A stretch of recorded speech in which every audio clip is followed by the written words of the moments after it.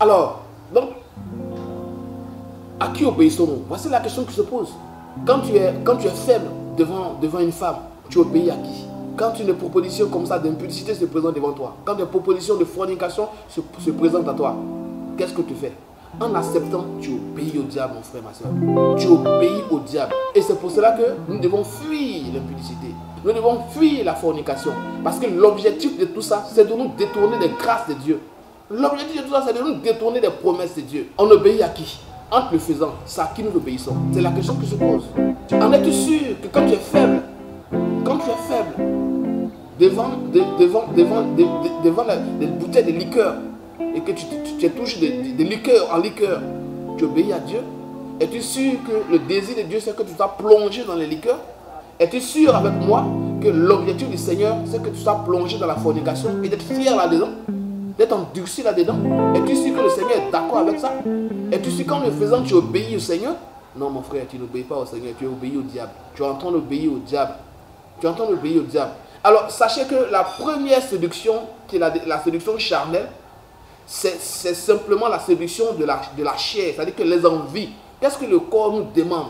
Ah non, il faut que je fasse l'amour aujourd'hui. Ah non, il faut que j'aille boire un peu de koutoukou. Ah non, il faut que j'aille délivrer 40 casiers de vin, de bière, je ne sais quoi. Ah, c'est ce que la chair demande. Est-ce que la chair demande? Alors, la chair a ses envies. Et donc, le premier ennemi de nos grâces, de nos faveurs, c'est la chair. Il faut que tu arrives à dompter ta chair. Et pour dompter ta chair, il n'y a pas de solution. Il n'y a qu'une seule solution. Fais fi de ces propositions que tu reçois en te consacrant. Vous comprenez? En ayant une vision, en ayant un objectif. Se fixer sur Christ. C'est tout ce qu'il a lieu de faire. Parce que les propositions charnelles viendront toujours. Les tentations viendront toujours. Mais le problème, c'est de ne pas tomber dans ces tentations-là. Exactement comme Jésus l'a eu fait. Jésus l'a eu fait et il a commencé à faire des propositions du diable. Vous comprenez? Il t'arrive souvent d'avoir des désirs charnels, des désirs sexuels, des désirs de boire, des désirs d'aller faire des... Bon, je ne dirais pas. Tous ces vices qu'on connaît, il arrive que tu as envie de les faire. Mais en le faisant, tu obéis à Satan. Donc tu es un collaborateur du diable. Alors, si tu es un collaborateur du diable dans ce sens, sache que tu es en train de toi-même amener la faveur de Dieu à quitter ta personne. Toi-même, tu es en train d'éliminer les promesses de Dieu sur ta vie. Dieu a des promesses de merveille pour toi. Dieu a des plans merveilleux pour toi. Dieu a des plans glorieux pour toi. Alors, en tombant dans les ruses du diable, toutes ces promesses-là te quittent, et puis tu vois qu'il n'y a pas de succès dans ta vie. Il n'y a pas de succès dans ta vie. Tu as de belles compositions, tu es un bon acteur, mais tu n'avances nulle part. Parce que Dieu n'est pas dans ce que tu fais. Dieu n'est pas d'accord avec la vie que tu mènes. Dieu n'est pas d'accord avec cette sale vie. Dieu n'est pas d'accord avec ça. Dieu n'est pas content. Il est triste sur son trône. Parce que son désir, c'est de te bénir puissamment. Et tu te bats pour ne pas te bénir puissamment. Alors Dieu est triste. Il faut que nous comprenions ce matin que le diable a ses ruses. Et l'une des premières ruses du diable, c'est la tentation de la chair. La tentation de la chair. Ton polo, c'est que ton polo demande. C'est ça qui nous amène à quitter les promesses de Dieu. Les promesses qui sont destinées à nous, c'est les tentations de la chair. La séduction charnelle. C'est ce qui nous amène à quitter les promesses de Dieu. Amen. Alors, nous allons lire un paragraphe dans le livre de Romains 1 à partir du verset 29 à 32. Romains 1, je lis la parole de Dieu. Romains 1, le verset 29 à 32. Je lis la parole de Dieu.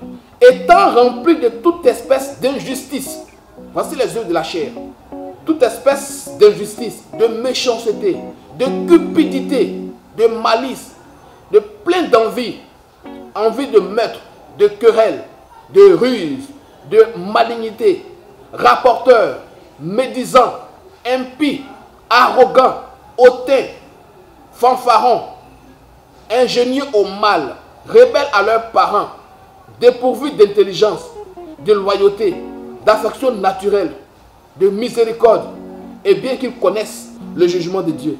Nous connaissons tous le jugement de Dieu, mais nous nous attelons à marcher dans ce genre de choses, dans la méchanceté. Nous sommes des rapporteurs, nous sommes dans les querelles, dans la malice. dans des envies bizarres, dans les meurtres, dans la médisance, dans l'arrogance, nous sommes ôtés. Mais tant que vous allez demeurer dans ce genre de choses, frères et sœurs, tu ne pourras pas connaître la main de Dieu. La main de Dieu ne pourra pas être sur ta vie. Toutes ces choses, c'est la chair. C'est les œuvres de la chair, la méchanceté, l'arrogance. Tu es gonflé. Sous prétexte que tu as eu peut-être un petit succès, tu es effronté, tu es gonflé. Mais c'est les œuvres de la chair. L'orgueil. L'orgueil. La Bible dit que l'orgueil précède la chute et l'humilité précède la gloire. Tu gagnerais à être humble. L'humilité, c'est avoir vaincu Satan. Oui, quand tu es humble, tu as vaincu le diable. Cette proposition charnelle qui est en train de faire de te donner, d'être gonflé, c'est toi, quand on parle, tu es arrogant par-ci par-là. Tu as vaincu le diable quand tu deviens humble. Amen. Il faut que tu comprennes ce matin que l'objectif du diable, c'est que tu ne réussisses pas, mon frère, ma soeur. C'est ça le diable en fait. Nous continuons. Le but de Satan, connaissant nos faiblesses, comme il a vu la faiblesse de Jésus quand tu l'avais fait, Satan connaît nos faiblesses. Donc son objectif premier, en ce moment bien précis là, c'est de prendre contact avec ta faiblesse. C'est-à-dire qu'à partir du moment où il connaît ta faiblesse, alors il prend contact, il prend un rendez-vous avec cette faiblesse là pour détruire ta vie. Il prend contact avec ta faiblesse pour te faire chuter. Il prend contact avec ta faiblesse là pour t'amener dans la séduction charnelle. Voici. Parce que le diable te connaît. Le diable te connaît. Et quand tu t'analyses, il sait que ton point faible, quand tu es devant une bouteille de bière, tu planes. Alors il va se servir de cela pour détruire ta vie. Il sait que tu ne peux pas laisser les femmes claires. Il le sait. Donc il se sert de cela pour détruire ta vie. Il sait que tu ne tiens pas devant les rondeurs. Alors il détruit ta vie avec cela. C'est tout.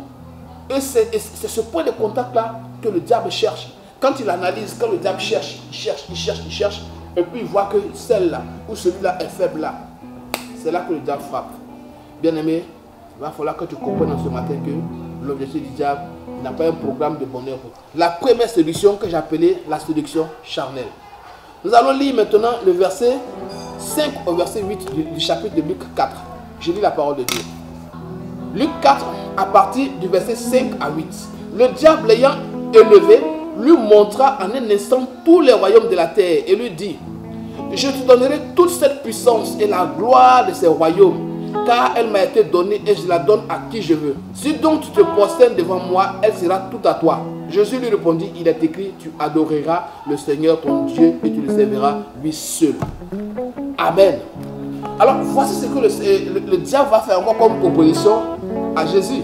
Il dit, il l'ayant élevé en un instant, il lui montra tous les royaumes de la terre et il lui dit: je te donnerai toute cette puissance et la gloire de ce royaume. Dis la gloire. Alors, Satan vient te présenter. C'est-à-dire qu'à partir du moment où la séduction charnelle, la tentation charnelle a échoué, il ne s'arrête pas là.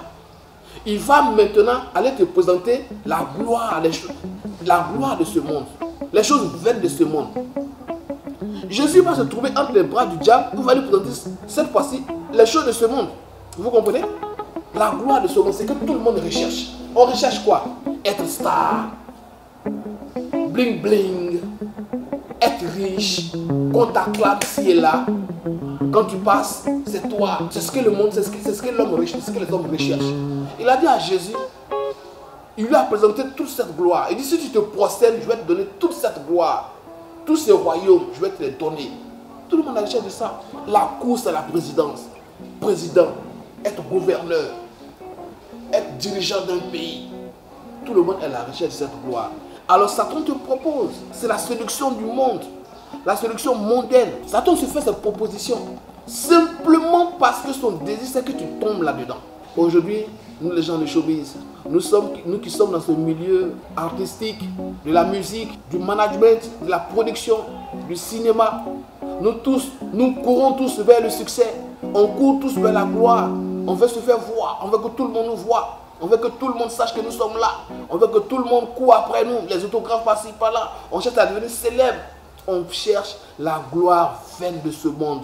Et la Bible dit que le diable, sachant et pensant que Jésus est un homme faible qui courait après ces choses, mais la Bible dit que c'est lui qui a créé l'univers. Il a créé la terre, il a créé toutes choses. il n'est pas couru après tout ça. Il va lui présenter ces choses, mais Jésus ne tombera jamais dedans. Il dit, tu te prosterneras devant l'Éternel Dieu, lui seul. Amen. Matthieu 16, verset 26, je lis la parole de Dieu. Alors Jésus dit à ses disciples, il dit, et que servirait-il à un homme de gagner le monde entier s'il perdait son âme? Que servirait-il à un homme? Que gagnerait-il à un homme? C'est-à-dire que, qu'est-ce qu'un homme gagnerait à chercher toute cette gloire de ce monde s'il perdait son âme? C'est de la vanité, mon frère. C'est de la vanité, ma soeur. Ton objectif ne doit pas être cela. Celui qui donne la gloire, c'est Dieu. Celui qui donne le succès, c'est Dieu.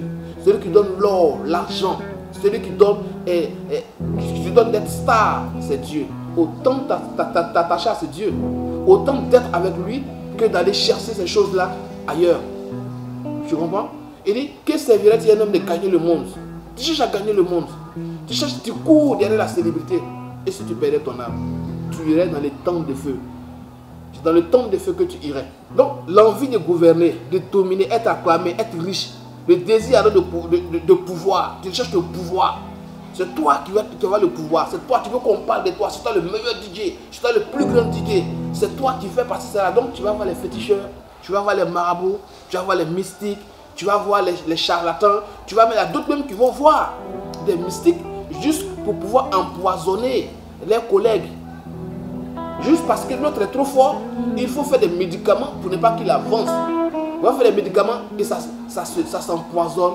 Ils empoisonnent les micros. Tu prends le micro pour faire un concert live, bouf, tu tombes en plein concert, tu meurs.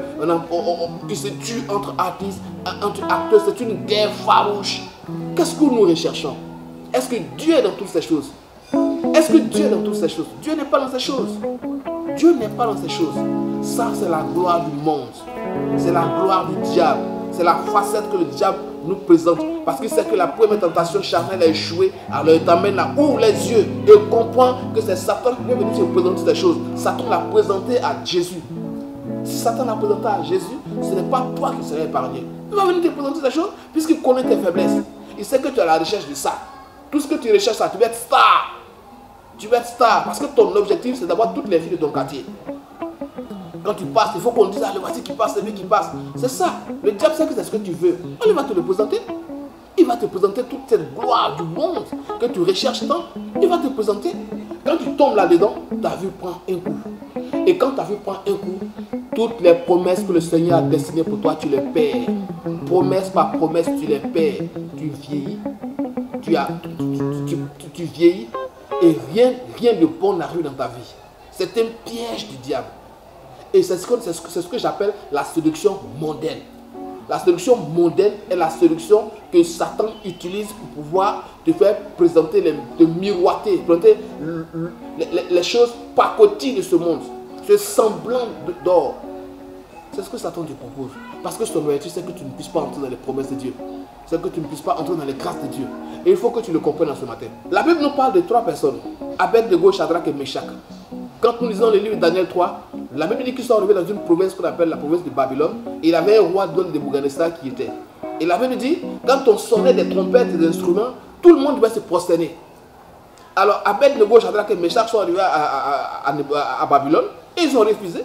Ils disent qu'eux ne peuvent pas se prosterner devant cette statue. La Bible dit, je vous épargne les divers, la Bible dit qu'ils ont été pris et devant le roi, ils ont jeté ces 3 garçons dans le feu. Lisez Daniel le chapitre 3, tout le chapitre 3. Et quand ils ont jeté les 3 garçons dans le feu, parce qu'ils ont été fermes, ils ont refusé de se prosterner devant des statues. Ils ont refusé de se prosterner devant les choses de ce monde. Ils ont refusé d'accepter cela. La colère s'est emparée du cœur de Nebuchadnezzar et il les a jetés dans le feu. Et la Bible dit que Nebuchadnezzar est assis sur son trône. Il regarde dans la fournaise, il voit au lieu de 3 personnes, il voit 4 personnes. Quand vous lisez encore, la Bible dit que même ceux, les gars qui étaient devant la fournaise, ils ont été eux-mêmes brûlés par le feu, ils sont morts. Parce que la fournaise avait été chauffée 7 fois, plus puissante qu'avant. Vous comprenez? Imaginez le four d'une boulangerie où le pain cuit, chauffé 7 fois. La Bible dit que ces 3 garçons ont été jetés dans ce feu. Mais Nebuchadnezzar était assis sur son trône et puis au lieu de voir 3 personnes, il voit 4 personnes. La Bible dit que le Seigneur est apparu dans ce feu et puis il les a délivrés du feu. La Bible précise que même les cheveux n'ont pas été touchés, les habits n'ont pas été endommagés, il n'y avait même pas d'odeur de fumée sur les vêtements. Ils ont été délivrés, ils ont été sauvés simplement parce qu'ils n'ont pas accepté les propositions du diable. Ils n'ont pas accepté les propositions du diable. Et la Bible dit qu'ils ont été sauvés. Bien aimé, quand tu vas refuser les propositions du diable, tu verras que le Seigneur lui-même viendra dans ta vie pour pouvoir te propulser. C'est le Seigneur qui donne le succès. C'est le Seigneur qui donne la gloire. C'est le Seigneur qui donne la richesse. C'est le Seigneur qui donne l'élévation. Ce n'est pas le monde qui nous le donne. C'est impossible. C'est impossible. C'est le Seigneur qui donne toutes ces choses. Tu gagnerais à t'assagir. Tu gagnerais à te consacrer, à te concentrer sur le Seigneur. Tu gagnerais à te focaliser sur le Seigneur parce que c'est lui qui peut donner cette gloire que tu recherches. La Bible dit que c'est la bénédiction de l'Éternel qui ne subit d'aucun chagrin et que c'est elle qui enrichit. Si tu reçois les bénédictions du monde, c'est éphémère, c'est de la pacotille. Mais les bénédictions du Seigneur sont à longue durée, sont éternelles. Voilà ce que tu dois comprendre ce matin. Frère, sœur, sache qu'en ce matin, ce message, tu dois le comprendre. Tu dois le comprendre parce que c'est pour ton propre bien. Longtemps tu recherches l'élévation, longtemps tu recherches le succès et tu penses que la solution c'est dans les fétiches, dans le maraboutage, dans le mysticisme, dans la divination. Non, la solution n'y est pas. La solution se trouve ici. La solution c'est la parole de Dieu. La solution c'est Dieu. Concentre-toi, focalise-toi sur le Seigneur et tu verras ce qui va se passer. Vous voyez? Alors, le diable peut nous transporter où il veut. Le diable peut te prendre pour te transporter où il veut. La pauvre manière qu'il a transporté Jésus, il a pris, il a envoyé sur les montagnes, il a envoyé ici et là. La Bible dit qu'il a transporté, il transporta. Il peut te transporter où il veut. Ça, le diable a cette capacité. Le diable peut te prendre aujourd'hui pour t'envoyer où il veut. Ce n'est pas parce que le diable t'envoie dans une boîte de nuit que tu as péché contre Dieu. Non. Le diable peut nous transporter où il veut, mais ne pas nous obliger à faire ce qui est contre la volonté de Dieu. Il faut dire Amen. Le diable peut te transporter où il veut, mais le diable ne peut pas t'emmener à faire ce qui n'est pas de la volonté de Dieu. Ça, il n'a pas cette capacité. Le diable ne peut pas nous obliger à faire ce qui est contre la volonté de Dieu. Ça là, tu as la capacité. Dieu te donne cette capacité. Et Dieu a notre capacité à tout faire. Il peut t'envoyer où il veut. C'est pour ça que moi je n'ai aucun problème à aller en boîte de nuit. Je n'ai aucun problème. Parce que si je vais en boîte de nuit, qu'est-ce que je vais y faire? Je vais regarder les rondeurs. Je vais plonger dans l'alcool. Je vais en boîte de nuit, qu'est-ce que je vais faire?